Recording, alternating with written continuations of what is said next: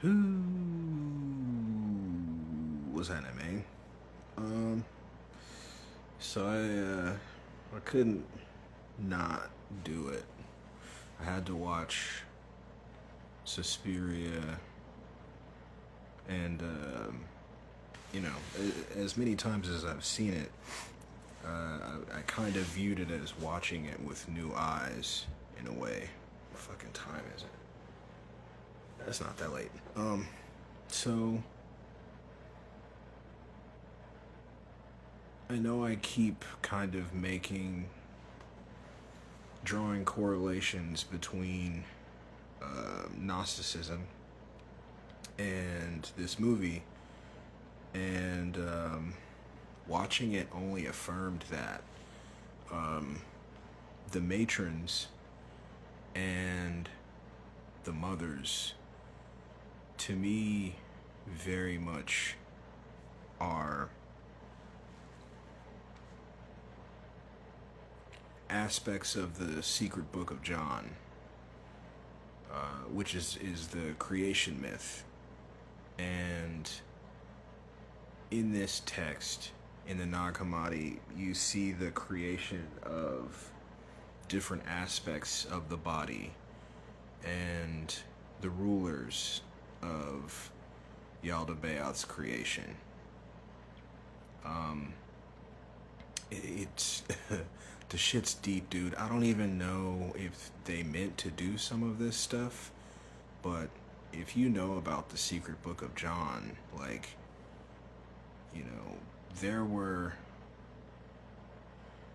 archons that were associated with specific aspects of the body, like hair, and in the ritual, the ending scene, all of the matrons, so like kind of like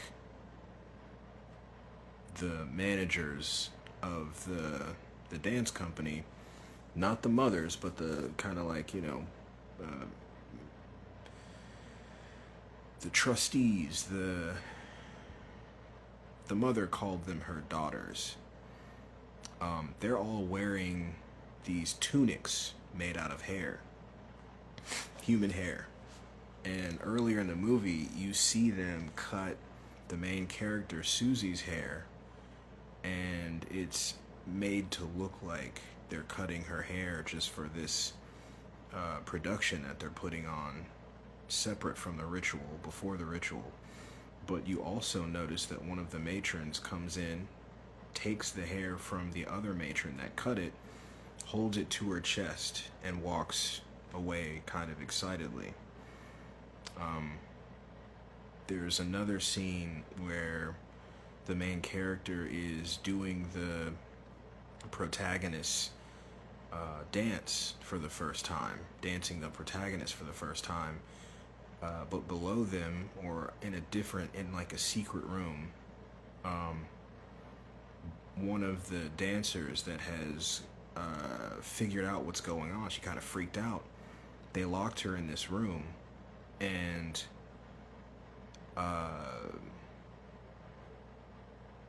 Matron Blanc, Mother Blanc, I don't know what she considered herself to be. She had, I talked about in the previous video how she had bestowed or transferred some energy, some chi, some ki, to Susie in their hands and feet. It gave her energy to dance the protagonist, but it also gave her power.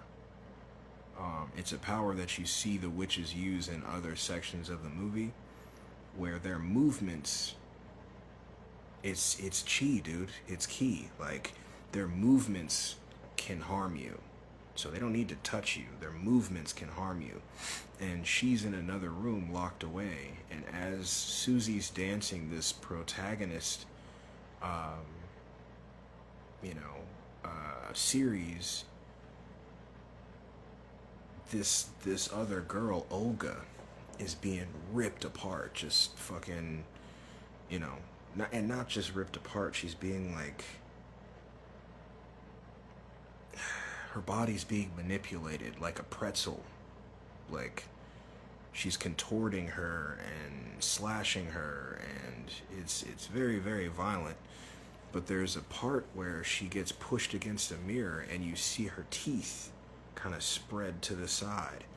That's another aspect, the teeth. When the body is created in the secret book of John, each part has a name.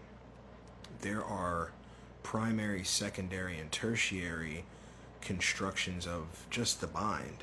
Just the mind. Man, the correlations between the Gnostic teachings and this movie are nuts. I don't know if I can cover everything. And that's due to my own limitations, you know. I think my brain just isn't wired for that. I would love to see someone who's really, really well versed in Gnosticism break down this movie. I may even try to make that happen. I might write some emails or something, because it's, you know, watching the movie again, if I were someone that cried at movies, like if I cried because of movies often, this would have made me cry. Like, I know it might seem weird to some, especially because it's a horror movie, and many don't feel attached to horror movies in this way, but like, the movie's really important to me, because of the themes, you know, and not just, I mean, visually too. There are parts of it that seem so grotesque, and they seem so disturbing, but if you really know what you're seeing, it really is beautiful. There are aspects of transformation, there are aspects of retribution, of atonement, of balance, of, you know, judgment, of righting wrongs. It's amazing. You know, and I try to watch any film with this kind of lens, looking for things like this, but you don't always get it. Sometimes you just get a feeling like something is significant, but you can't really like put a finger on it. This is the opposite. There's too much. There's so much about this film that really, like,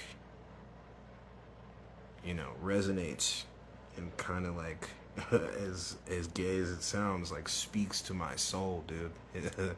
It's I don't know, it's cool. And, you know, I'm not expecting others to receive it on that level or understand it on that level, but I think a good part of this, a pretty decent section of this, is because of how much I've been studying and researching lately. And again, it's not because of, you know, it's not just that this is hitting me on a philosophical level. It's very much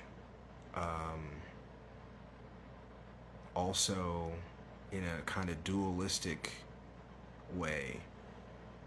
It reminds me of all the stuff I said earlier, you know, the concept of kind of re-self deification, remembering, you know, you're remembering who you are, what you're capable of. The main character, Susie,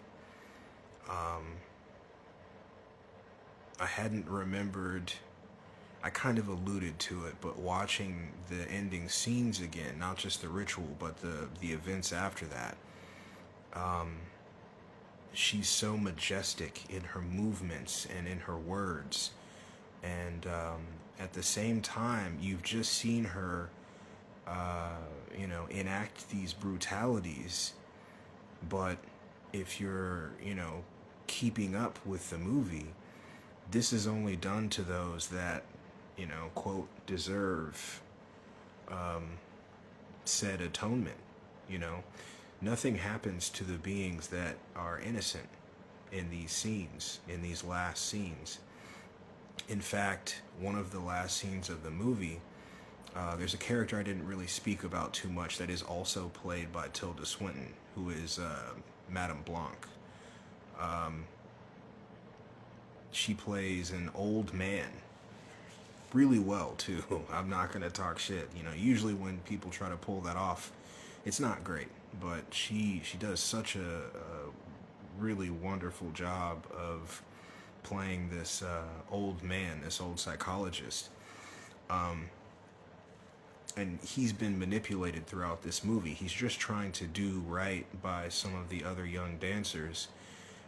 One of them's missing. Another one comes to him frantically looking for help. At first, he comes to her and says, hey, your friend's missing, and look at her diary. Look at the things that she's written in this diary. I kind of spoke on the diary a little bit, but watch the movie. You know, you'll see the diary.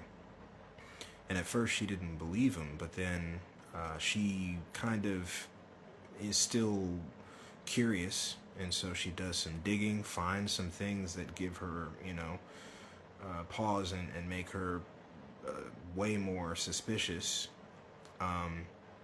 Then she does some more digging and she confirms it, and so she goes back to him, and that involves him in this entire drama that unfolds. And so he gets manipulated by the matrons, and all kinds of stuff happens, and he continues to try to help. He's very brave. Probably because he's been through fucking World War II shit. But anyway, at the end of the movie, Mother Suspiriorum, I've been saying that incorrectly, I just, Suspiria, you know, but Mother Suspiriorum visits him in her new form, as Susie, and she says, I regret what my daughters have done to you. And she says, I think you deserve to know the truth. And the whole story, you kind of get a sense that he had a wife and that she disappeared throughout the occupation and campaigns of Nazi Germany. And she tells him the truth about what happened with his wife, which was not pleasant, you know, for him. But it was better than wondering. He didn't know what had happened to his wife. And this was a kindness. This gave him absolution. It gave him clarity. It gave him finality. It gave him peace, you know. And he weeps. He cries. Because it's not, obviously, it's not good news. But she tries to give him peace in letting him know that in her last moments, in his wife's last moments, not only was she not alone, she had made 2 friends in the concentration camp, but also that she wasn't afraid and that she only thought of him, which I thought was very beautiful. And then after she tells him this, she switches languages and says to him in German, we need guilt and shame. And I got a sense that she wasn't just meaning that in the sense of like attributes as beings, but also, you know, we need these things to be a whole being, to be the perfect body, both in the figurative sense and personified, because she herself is the mother of size. The other 2 mothers, one is the mother of darkness, and the other is the mother of tears. And these things can sound negative, but in the end, these are also things that are needed. You know, light comes from darkness. Tears come in times of joy and in pain. And so when she says that to him in German, she holds his face, and she very gently tells him that, you know, she names each of these characters that have come into his life and caused him so much, you know, kind of anguish and, you know, concern, because he was genuinely concerned for these girls. And she removes the memories of all of them. And as soon as she finishes saying that they will be wiped away with the sun, she takes her hand off his face very abruptly and disappears. and obviously he doesn't remember. Dude, I don't know how to cover all this. I really, I really want to convey it to you, because I want you to feel the sense of resolution that I'm getting from this.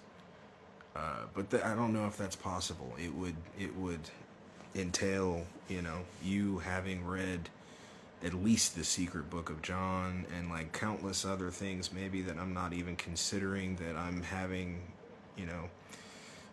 mental interactions with, and being able to like put them with this movie.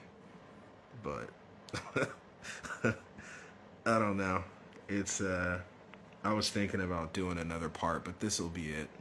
There's too much to try to convey. But I don't know, man. I think I stuff like this is why I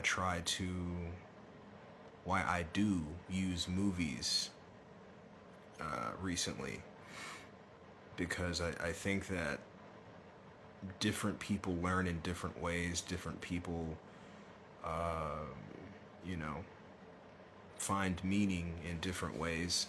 Some it's books, some it's music, some it's film, poetry, whatever. For me, it's all of that.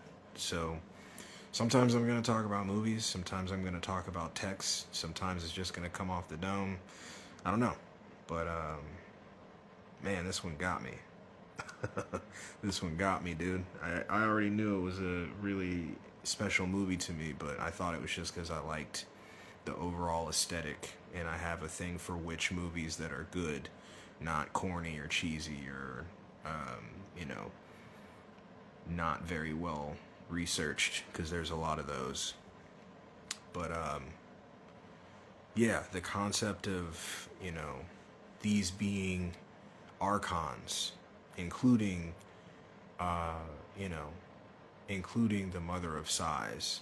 Each one is very specifically an archon, and I had the feeling that others were also archons, but they didn't go into their backstories or their names or anything like that. But the three main mothers that were lost in time, he called it, which essentially meant that they were immortal. Their souls were immortal. They could move from body to body and so on. Darkness, tears, and sighs. And the more that you watch the movie, the more that you get these little cues. Toward the end of the movie, she sighs a lot. And, you know, it's not sighs of fear or exasperation or anything like that. They're sighs of, I would say pleasure in some ways, but not in a sexual way. You know what I mean? It wasn't in a sexual way. It was like the breath of life from the first coming back to her. Because you have to remember, you know, regardless to what we view Yaldabaoth as, and the demiurge and all that stuff as, these beings still have a spark, you know. Otherwise, all of this couldn't be, you know. All of this couldn't be. So, it's just corrupted. So I can kind of, at first I really didn't like the Valentinian kind of perspective on all of this, but I kind of get it now. I think I still kind of lean more towards Sethian views in Gnosticism, but I understand Valentinian perception now. Yeah, man, you know, I don't know what else to say about it, but what I can say is that the Gnostic teachings resonate with me way more than I ever felt connected to, you know, the Abrahamic texts and interpretations. It's, you know, it makes a whole lot more sense, and it's really a shame that it got removed. and manipulated to the extent that it did. It fashioned such a restricting and enslaving text the way that they have fashioned it. Misleading and just kind of creates beings that are much more disagreeable. I really feel like if more knew the truth of the Enuma Elish and the Nag Hammadi and all of these other texts that not only say more of the truth, but they resonate with each other. They reflect the same stories and the same creation and all this other stuff over and over again. I think a lot more of us would feel more whole and would be able to make more sense of this. It's a puzzle, it's not real, it's a puzzle. And